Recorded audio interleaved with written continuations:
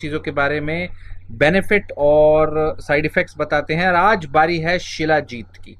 तो शिलाजीत एक चिपचिपा पदार्थ है जो कि प्राइमरीली बहुत हिमालय पहाड़ों में पाया जाता है और ये बहुत सालों से सालों के बाद बनता है पौधों प्लांट्स के पेड़ पौधों के डिकम्पोजिशन से।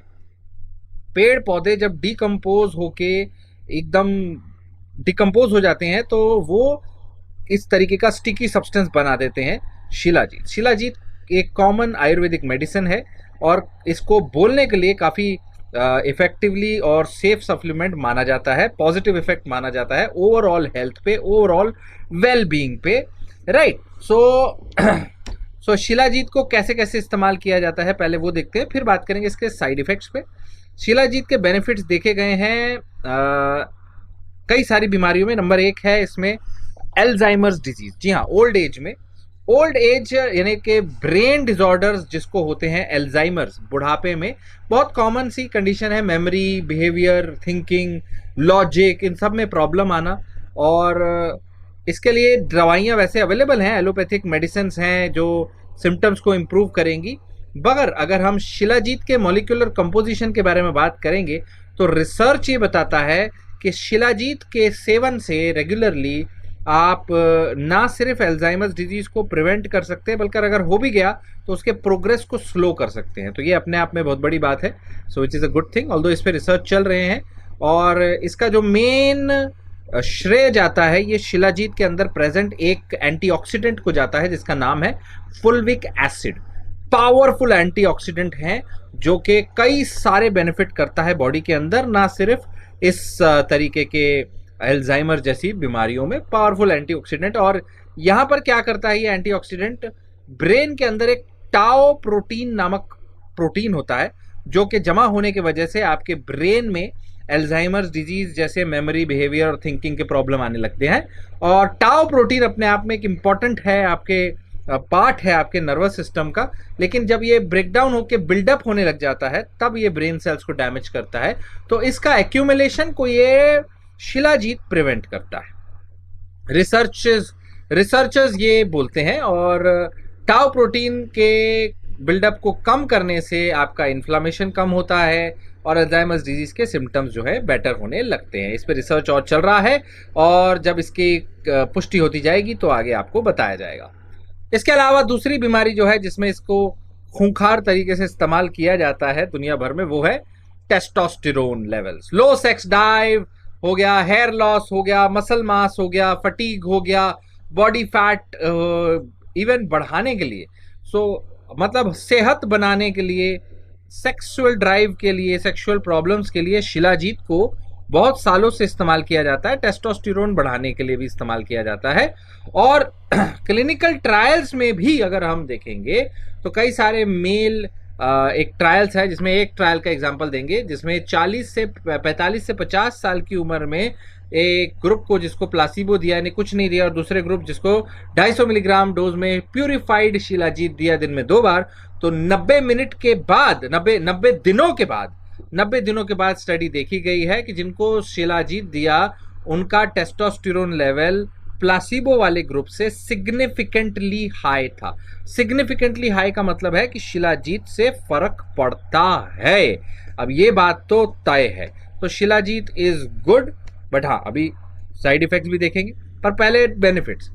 थर्ड नंबर का बेनिफिट है ऐसे पेशेंट्स में जिनको एक्सट्रीम फटीग या टायर्डनेस कमजोरी महसूस होती है। तो क्रोनिक फटीग सिंड्रोम जो कि एक बहुत डिफिकल्ट डायग्नोसिस है, बहुत कारण पता नहीं चलता क्यों कमजोरी है समझ में नहीं आता, उस चीज में भी शिलाजीत जो है काम करते हुए देखा गया है। रिसर्चेस में यह पाया गया है कि क्रोनिक फटीग सिंड्रोम जो है आपके माइटोकॉन्ड्रिया जो एनर्जी प्रोड्यूसिंग सब्सटेंस है आपके सेल्स के अंदर, जो एनर्जी प्रोड्यूसिंग मशीनरी है, वहां के डिसफंक्शन की वजह से CFS यानी क्रोनिक फटीग सिंड्रोम होता है। जब आपके शरीर, आपका सेल्स सही मात्रा में प्रॉपर एनर्जी प्रोड्यूस नहीं कर पाता।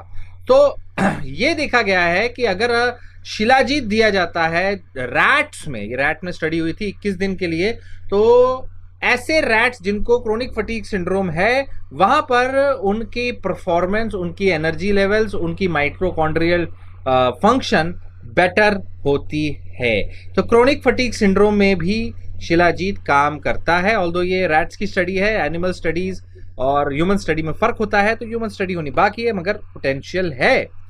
एजिंग में भी उम्र के तकाजे को देखते हुए भी इसका इस्तेमाल किया जाता है। फुल्विक एसिड या किसी प्रकार का एक एंटीऑक्सीडेंट जो होता है, वो एंटी इन्फ्लेमेटरी एंटीऑक्सीडेंट अच्छी मात्रा में आपकी शरीर के अंदर free radical injury, cellular damage को प्रिवेंट करता है। और जी हाँ, शिलाजीत भी बिल्कुल जैसे बहुत सारे एंटीऑक्सीडेंट हर तरीके के फल फ्रूट पेट जो पौधे हैं और जो आप फ्रूट्स खाते हैं, उन सब में एंटीऑक्सीडेंट्स अलग अलग प्रकार के होते हैं। सो ये सारे एंटीऑक्सीडेंट्स कंट्रीब्यूट करते हैं आपके लॉन्जिविटी को, स्लो एजिंग प्रोसेस को, ओवरऑल बेटर हेल्थ को। सो शिलाजीत को भी इस तरह अपने डाइट में इंक्लूड करने में कोई हर्ज नहीं है। फिर एक और बेनिफिट देखा गया है इसका हाई एल्टीट्यूड सिकनेस पे। मतलब जब आप ऊंची जगहों पे जाते हैं तो होता क्या है, वहाँ एयर प्रेशर, ऑक्सीजन प्रेशर के वजह से आपको इंसोम्निया हो सकता है, पल्मोनरी एडिमा हो सकता है, lethargy, body pain, dementia, hypoxia. So इसको एल्टीट्यूड सिकनेस बोलते हैं। लो ऑर्डर एटमॉस्फेरिक प्रेशर की वजह से, कोल्ड टेम्परेचर की वजह से, या कभी कभी हाई विंड वेलोसिटी की वजह से भी होता है। इसमें भी शिलाजीत जो है, जो कि ऑलरेडी हिमालयाज के ऐसे एरियाज में पाया जाता है, काम करता है। शिलाजीत में फुल्विक एसिड के अलावा 84 अलग या उससे ज्यादा मिनरल्स पाए जाते हैं। तो ये काफी सारे हेल्थ बेनिफिट करता है।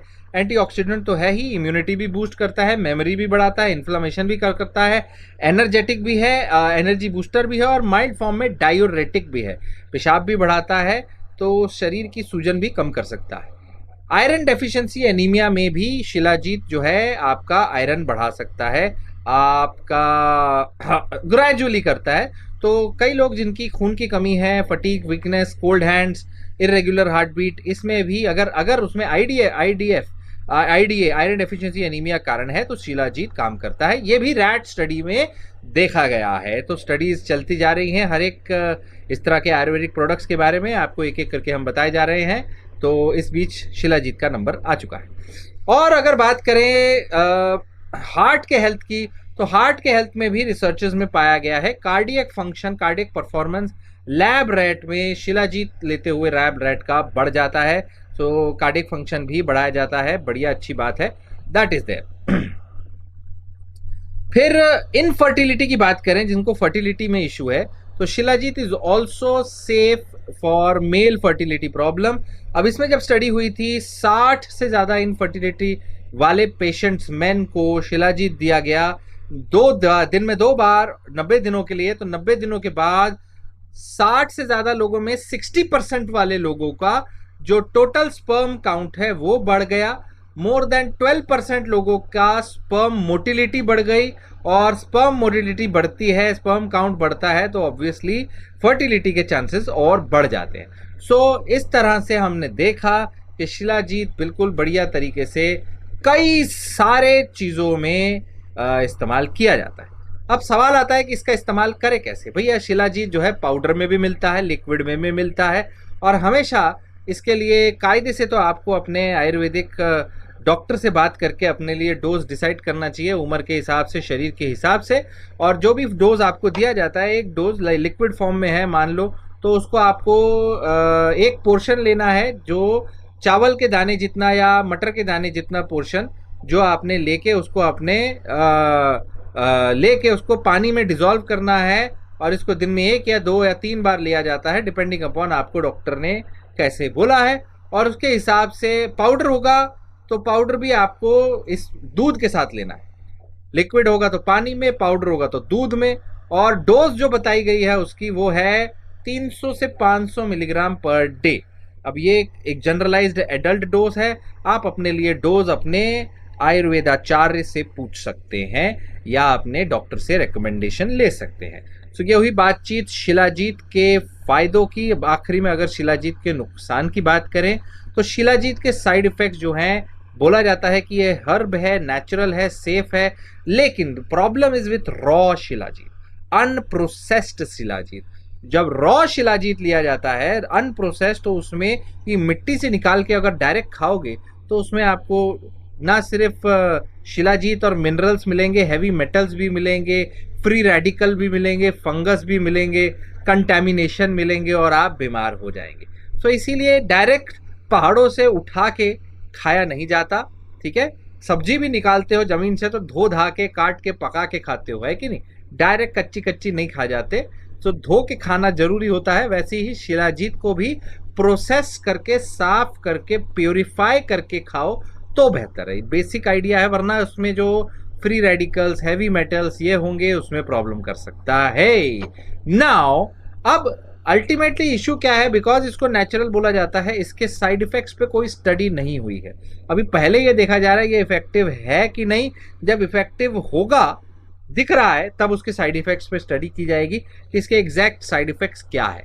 लेकिन फिर भी इसकी एक्टिविटी को देखते हुए ये बताया जाता है कि अगर आपको सिकल सेल एनीमिया है, हीमोक्रोमेटोसिस है, या फिर कोई भी प्रकार की ब्लड की बीमारी है, थैलेसीमिया होगी, तो आप शिलाजीत नहीं लेंगे। और उसके अलावा ये इसमें नहीं बढ़ाएगी। आयरन डेफिशिएंसी वाले एनीमिया में बढ़ाएगी, इनमें नहीं बढ़ाएगी, इनमें और दिक्कतें कर सकती है। आप अगर इससे एलर्जिक हो सकते हैं, तो अगर आपको रैश हो जाए, डिजीनेस हो जाए, हार्ट बीट बढ़ जाए शिलाजीत लेने के बाद, तो तुरंत आप शिलाजीत बंद कर देंगे।